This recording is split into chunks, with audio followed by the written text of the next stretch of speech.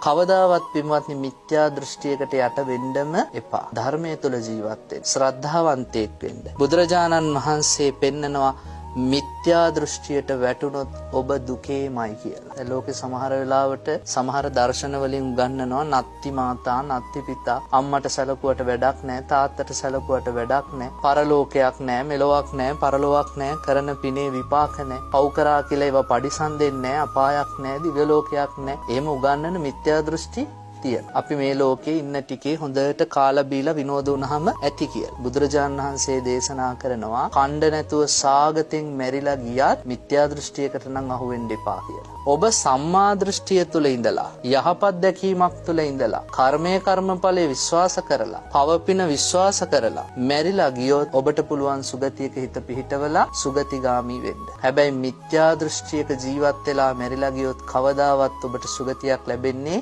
නැහැ. දුගතියකටමයි ඔබපත් වෙන්නේ. එනිසා බඩගින්නේ මැරුණත් මිත්‍යා දෘෂ්ටියකට යට වෙන්න එපා කියලා බුදුරජාණන් වහන්සේ අපිට පෙන්නලා දෙනවා. සාගත වලින් වසංගත වලින් මැරුණත් කමන්නේ මිත්‍යා දෘෂ්ටියට වැඩිය භයානකයි කියලා කිව්වා. එනිසා තථාගතයන් වහන්සේ කෙරෙහි, උන්වහන්සේගේ ධර්මයේ කෙරෙහි, කල්යාණ මිත්‍ර මහා සංඝයා කෙරෙහි හැමතිස්සෙම ශ්‍රද්ධාව පිහිටුවාගෙන සීලයත් ආරේකාන්ත භාවයට පත් කරගෙන මේ උතුම් ධර්මයේ කලන මිතුරෙකුසේ ඇසුරු කර